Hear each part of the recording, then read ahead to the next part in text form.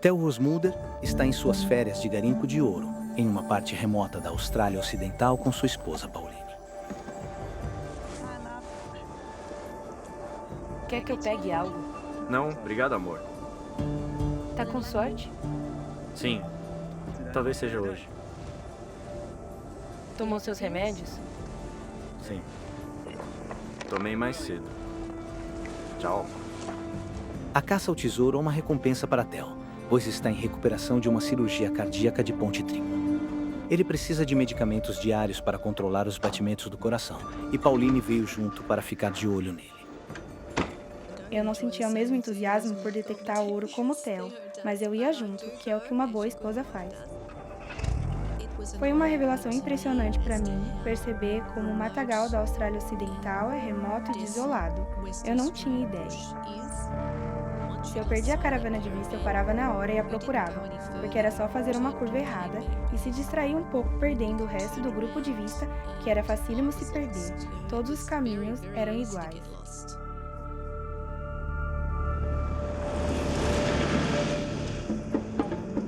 O interior da Austrália é uma das regiões menos povoadas do mundo.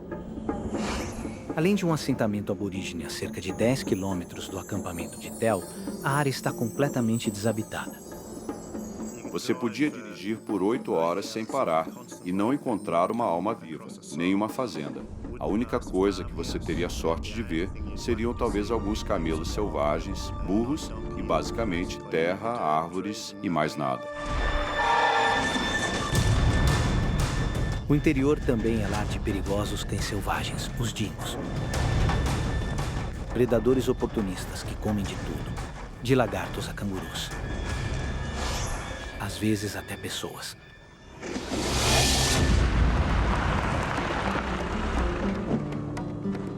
Theo e seus dois amigos, Doug e Brian, concentram sua busca em uma região remota de velhas minas da corrida do ouro dos anos 1900.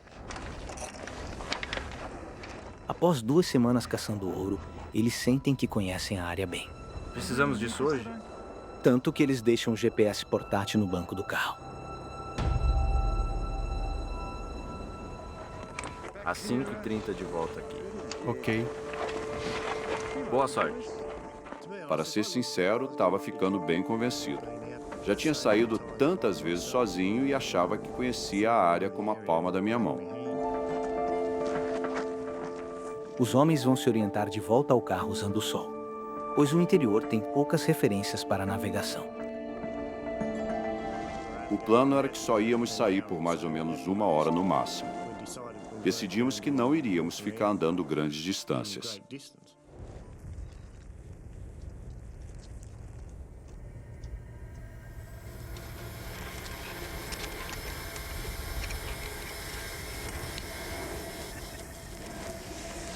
A febre do ouro.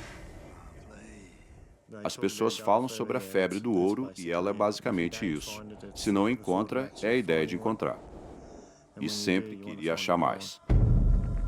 Com uma pepita no bolso, suas perspectivas parecem boas. Mas a sede de Theo por ouro acaba o dominando. E sua busca intensa o leva muito mais longe do que ele percebe. Eu fiquei tão absorto no que estava fazendo que não olhei onde estava. Aí olhei em volta e percebi que estava longe. Fiquei tão focado que não percebi.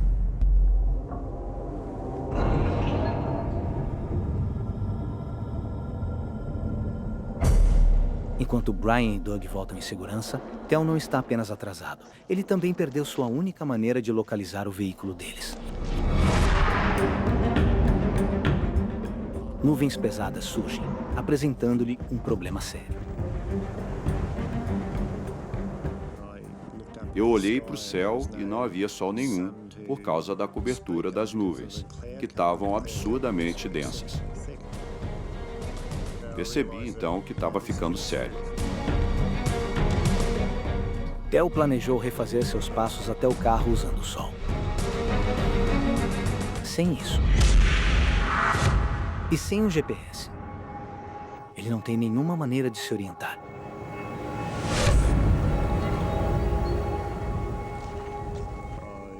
Basicamente, não conseguia achar exatamente em qual direção devia ir para voltar para o carro.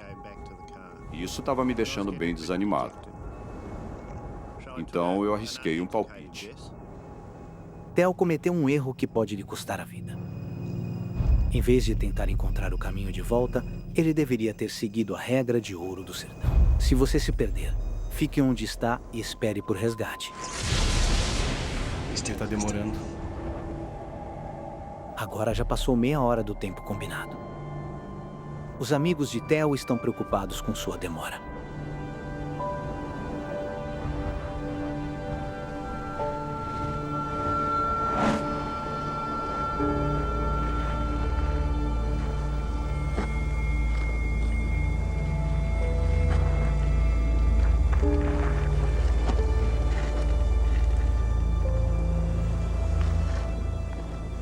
Estava completamente desorientado, a tal ponto que eu não sabia onde era esquerda, direita, cima, baixo, norte, leste e oeste.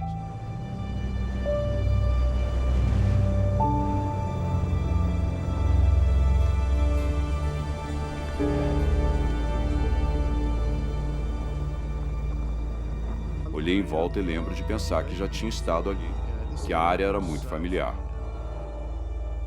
Percebi que não importava onde eu estava. Tudo parecia igual. Theo estava em um dos ambientes mais severos do mundo. Um deserto vasto, sem comida ou água e todo igual. Sem uma bússola e com a luz diminuindo. Theo está completamente perdido. Não sabia como ia me safar e estava começando a anoitecer. Eu soube naquele momento que passaria uma noite ao ar livre se não encontrasse o caminho para casa.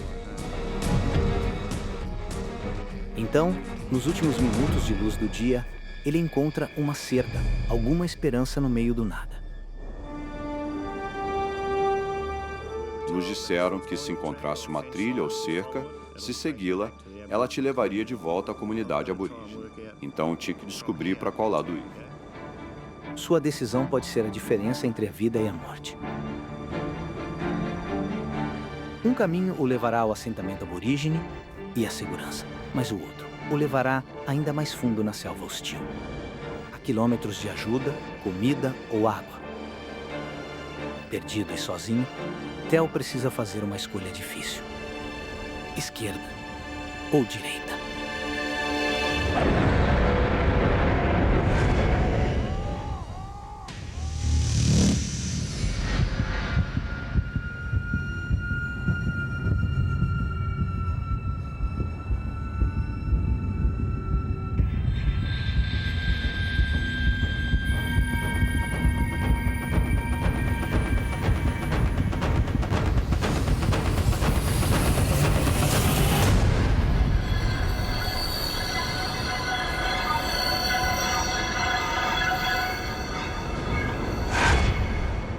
Com a noite caindo rapidamente, Theo decide arriscar.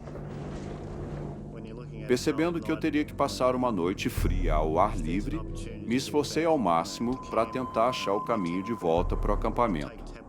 Eu tomava remédios importantes para a operação do coração que fiz, então precisava voltar para tomar eles. Tomou seus remédios? Tomei mais cedo. A medicação de Theo é essencial para regularizar seu coração. Mas ele a deixou no acampamento. Perder doses pode fazer seu coração sair de controle e colocar sua vida em perigo imediato. No acampamento deles, Pauline está cada vez mais preocupada. Ele quase consegue se deixar em crise só de pensar nisso, se não tivesse os comprimidos.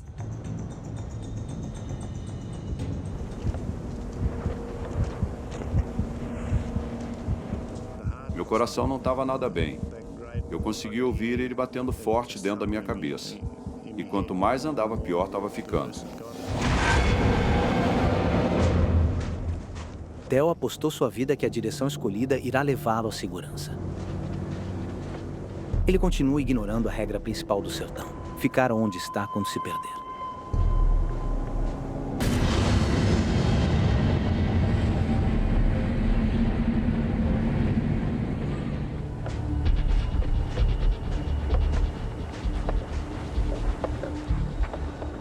Eu parti para seguir a trilha. Devo ter a seguido provavelmente por 1 hora.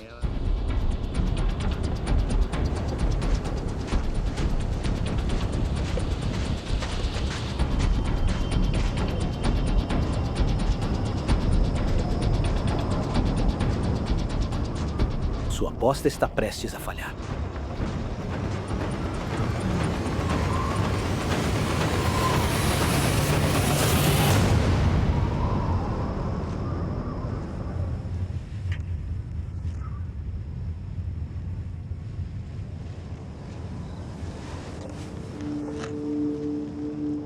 Quando a trilha acabou, pensei que azar. Claro que a trilha que eu escolhi seguir era a trilha que levava no nada. Theo andou quilômetros na direção errada. Em vez da segurança da comunidade aborígene, ele acabou no fundo do deserto. Minha sorte não estava nada boa.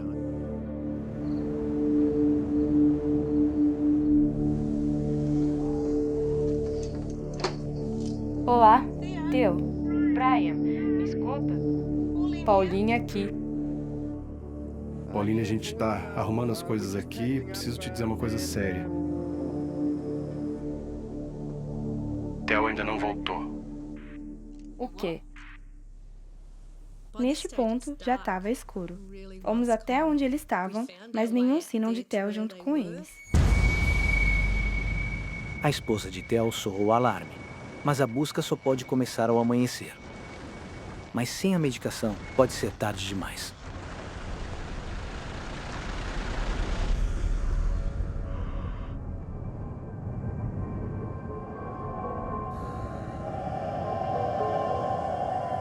Mas não é o único perigo que Theo enfrenta. No inverno, as temperaturas no deserto caem muito. Ele está vestido apenas com roupas finas de algodão e corre sério risco de hipotermia. Meu Deus, que frio horrível. De noite ficava muito frio. Assim que o sol sumia, o calor todo ia junto. Pensei comigo mesmo. Bem, ok. Preciso encontrar um lugar para me enfiar e me tirar desse tempo ruim. Theo encara outra decisão crucial. Eu tinha que decidir se andava o caminho todo de volta ou se tentava achar algum lugar para acampar e passar a noite. Decidi procurar por algum buraco onde os cangurus dormiam. Theo abandona a cerca, sabendo que corre o risco de não encontrá-la novamente. Trocando a segurança da cerca, Theo parte à procura de um abrigo. Mas é perigoso. Fiquei um pouco inseguro quando cheguei lá. E não eram cangurus que tinham lá. Se fosse algum tudo bem, eles só iam pular e ficar mais assustados do que eu ficaria. Meu medo era de que fossem dingos.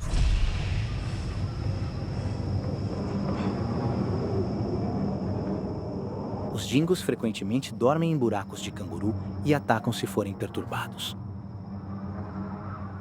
Lembro de ter entrado segurando forte na minha picareta. Se eu incomodasse eles, podia ter problemas.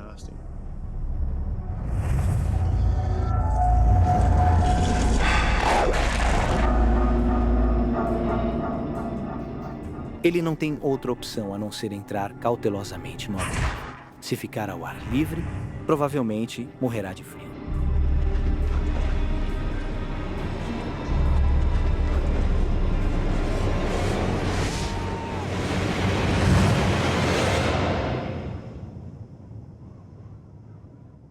A caverna está vazia, oferecendo abrigo, mas muito pouco conforto. O fato de que eu estava vestindo só uma camisa de algodão e jeans estava me deixando morrendo de frio.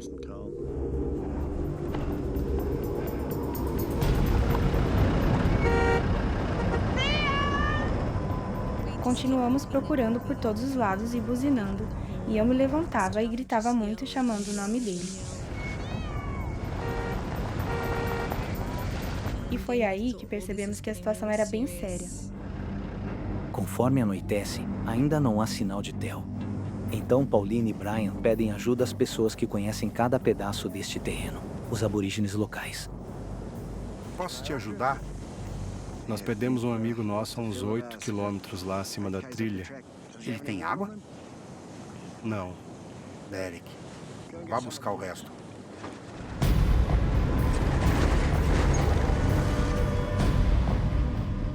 Sem saber que uma operação de busca está em andamento, Theo enfrenta uma longa e fria noite sozinho. Lá estava eu, encolhido naquele buraco na pedra que cobria provavelmente só 2/3 do meu corpo.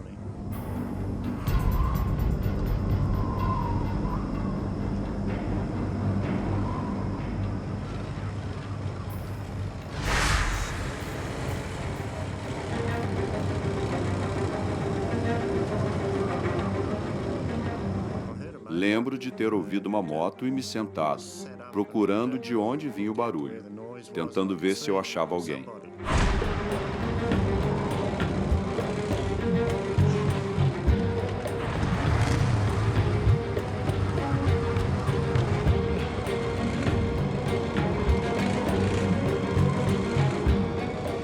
Comecei a correr em direção aos faróis, acenando e gritando.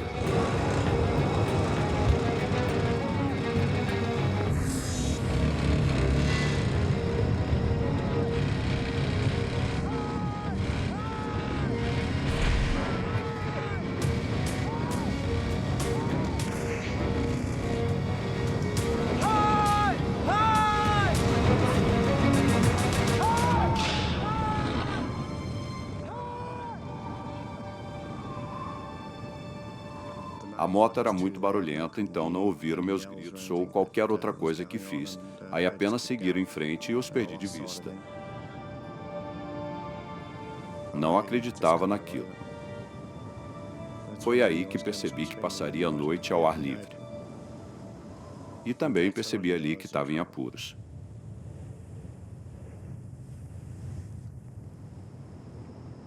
Theo sabe o que acontecerá com ele se ficar exposto ao sertão à noite. Bando de idiotas. Pensei que eu estava acabado.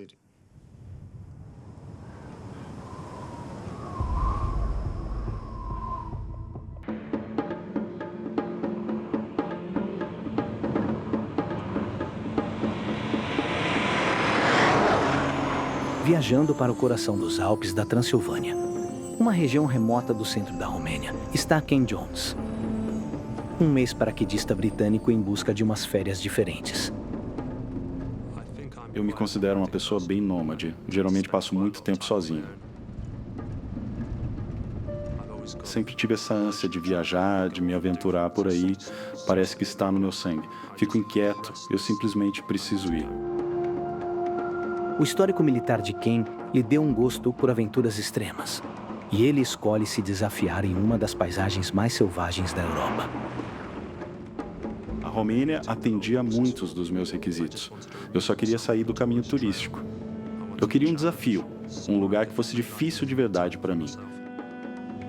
Ele está em uma missão solo para escalar o Monte Moldovano. Mas não é para qualquer um. Com 2.530 metros, é o pico mais alto da Romênia. E nas profundezas do inverno, até mesmo chegar à montanha já é arriscado. Foi uma jornada louca e perigosa.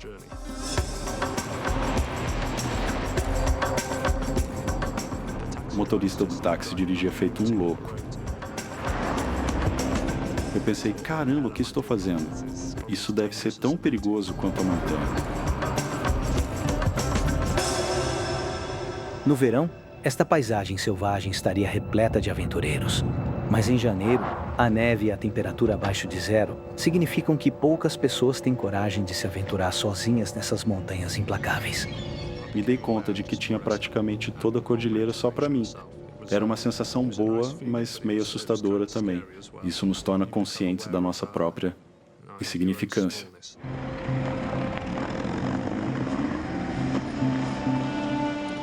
Normalmente, é uma subida de 2 dias até o topo da montanha. Mas Ken, o ex-militar em ótima forma física, desafiou-se a conquistá-la em um único dia. Eu e meus irmãos sempre fomos competitivos. Sempre competíamos até o ponto de ônibus e no caminho para a escola, tudo era uma corrida. Dia 1.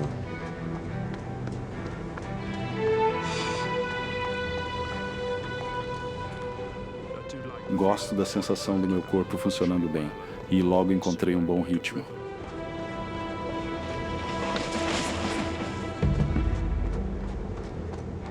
Sou louco por liberdade. Às vezes só temos que nos colocar por conta própria e curtir esse tipo de paz. Ken avançou rapidamente pelas encostas inferiores. Mas o terreno perigoso à frente ameaça sua ambiciosa investida pelo cume. Um campo aberto através das árvores oferece as rotas mais diretas até o topo. Esta faixa de contenção criada pelo homem previne a propagação de incêndios no verão, mas no inverno é um ponto crítico para avalanches mortais.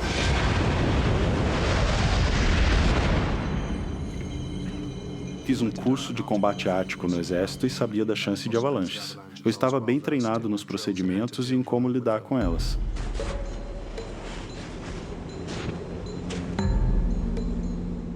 Com seu objetivo à vista, Ken ignora os riscos e decide acelerar até o topo.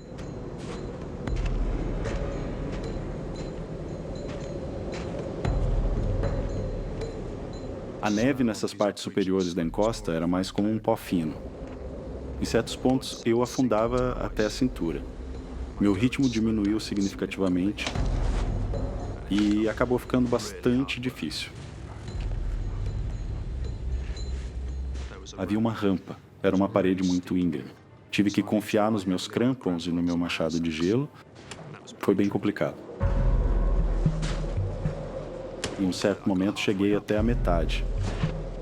Eu escorreguei.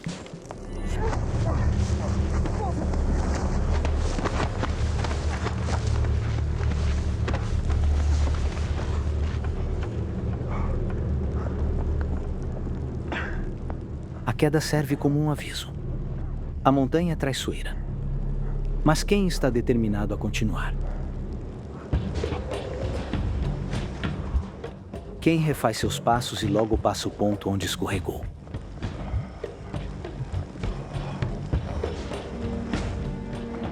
Com esforço, vem a recompensa. Sua escolha de localização extrema está começando a valer a pena.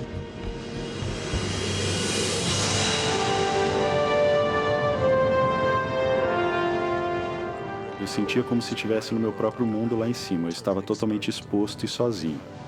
Nunca estive tão isolado. Poucos têm o privilégio de ter uma cadeia montanhosa inteira só para si. Mas as condições rigorosas o atrasaram em seu cronograma ambicioso. Restam poucas horas de luz do dia, e o tempo está se esgotando em sua tentativa de chegar ao topo. Eu sabia que a quantidade de neve deixava tudo bem difícil, mas eu me sentia muito em forma e forte. Treinei duro, então me sentia confiante de chegar ao topo.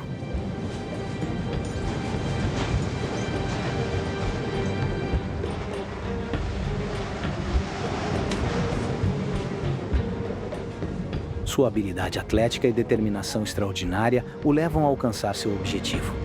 Mas ao cair da noite, ele deve decidir se fará uma tentativa final para chegar ao topo, ou recuar para buscar abrigo e fazer uma segunda tentativa pela manhã. Continuei esperançoso de que o nível de neve mudasse ou ficasse mais amigável. Andei um pouco mais sem querer desistir, mas as dúvidas começaram a surgir na minha mente sobre se eu alcançaria o topo naquele dia.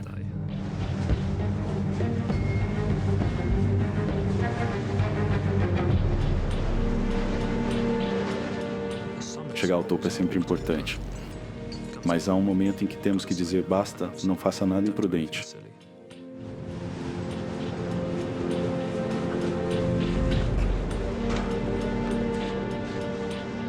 Relutantemente, Ken decide retornar à relativa segurança das árvores. Meu plano era entrar na floresta com segurança para cavar um buraco na neve ou montar meu poncho. Eu não queria ficar exposto na encosta aberta e, sabe, as árvores são um abrigo natural.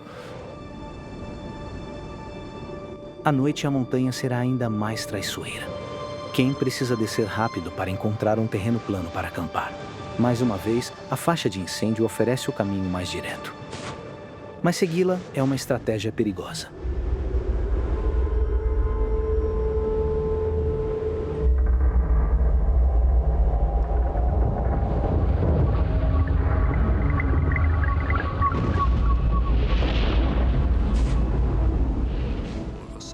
De repente, ouvi um barulho vindo lá do topo da montanha.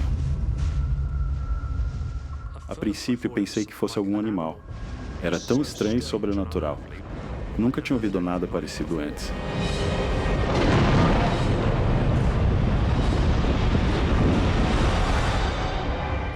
E então percebi que era uma avalanche. Eu estava fascinado, eu nunca tinha visto uma avalanche antes. De certa forma, era perverso, só queria ficar olhando. Eu devia ter me virado e corrido. Mas era algo tão grande e magnífico. Mas quem não pode perder tempo? Cada segundo que passa o aproxima mais da morte.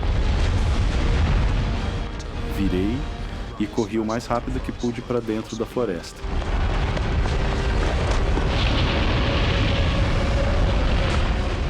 E todo o tempo eu sentia como se estivesse me perseguindo. Meu coração estava disparado. Eu estava enlouquecendo. Ia me atingir e me soterrar. Achei que ia morrer.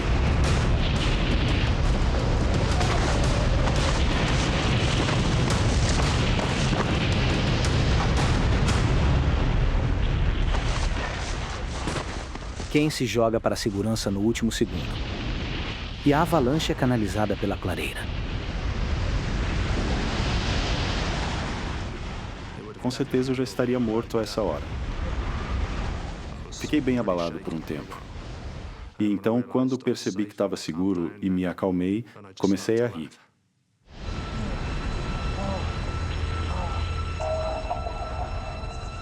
Ele escapou por um triz. Mas ele ainda está em perigo. A neve nessas encostas superiores está instável. Após a avalanche, comecei a me sentir realmente vulnerável na encosta. Tinha que achar um lugar seguro para dormir.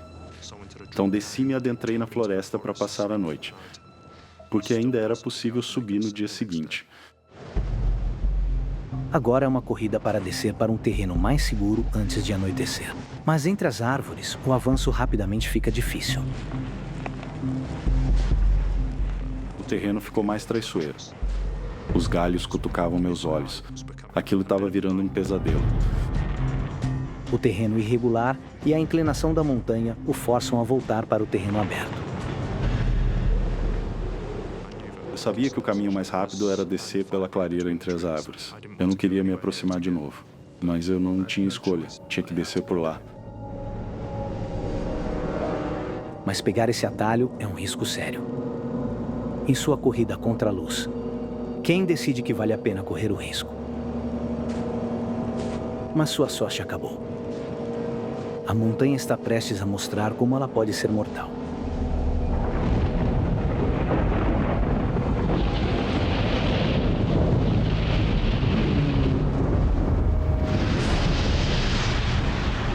Desta vez, ela o pega em um instante. É correr ou morrer.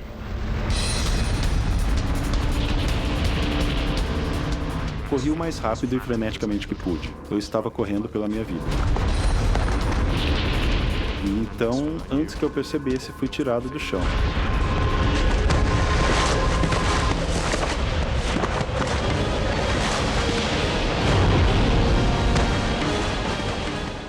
Eu estava completamente apavorado. Isso te engole e te envolve.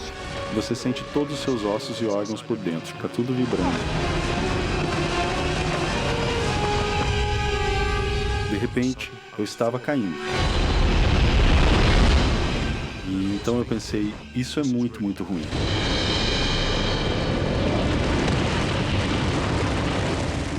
Caí bem sobre minha bunda. E ouvi um estalo enorme. Era o meu quadril se despedaçando e a cabeça do meu fêmur quebrando.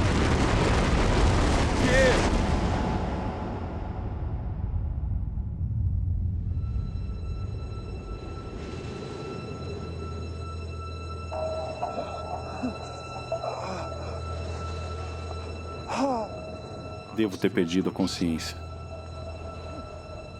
Fiquei deitado, imóvel. Não tinha ideia do que estava acontecendo nem de onde eu estava. Eu não sentia nada. Estava escuro.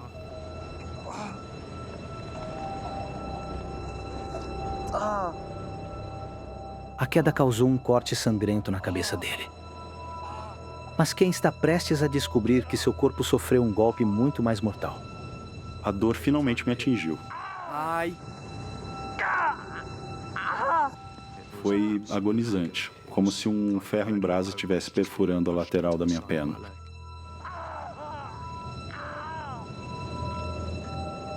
O impacto quebrou o fêmur dele e destroçou a articulação do quadril atravessando a pelve, despedaçando-a. Fragmentos de ossos rompem vasos sanguíneos ao redor da pelve, causando hemorragia interna e fazendo a temperatura do corpo despencar. Neste ambiente extremo, seus ferimentos podem ser fatais. Ken sabe que está mal, mas não tem consciência do alcance total dos ferimentos.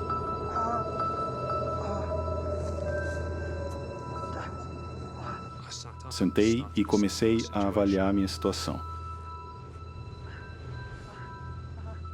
Quando coloquei a mão esquerda na perna, senti algo úmido e pegajoso. Eu tinha um grande ferimento aberto de alguns centímetros no lado do meu quadril esquerdo. Estava sangrando bastante. Ele precisa agir rápido para impedir perda de sangue, o que poderia comprometer suas chances de sobrevivência.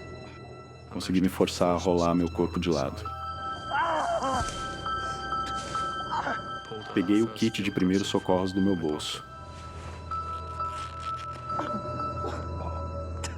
Isso pareceu estancar o fluxo de sangue. Depois de colocar o curativo, puxei as calças de volta para cima e decidi não olhar mais para lá. Meu instinto natural foi tentar levantar e caminhar. Minha perna estava doendo, mas eu não tinha certeza se estava quebrada.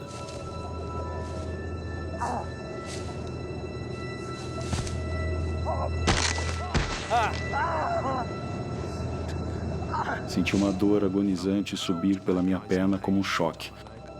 Ali ficou claro, eu não iria conseguir andar de jeito nenhum. Minha perna estava destruída. Era uma situação desesperadora. Ele precisa urgentemente de um médico, mas está a cerca de 13 quilômetros da vila mais próxima e não tem celular nem nada. Com disciplina militar, ele está preparado para as condições rigorosas. Mas a avalanche arrancou sua mochila e enterrou mais acima na montanha. Fiquei sem todos os meus suprimentos, meu saco de dormir, meu fogareiro, minhas refeições, tudo que eu precisava para sobreviver.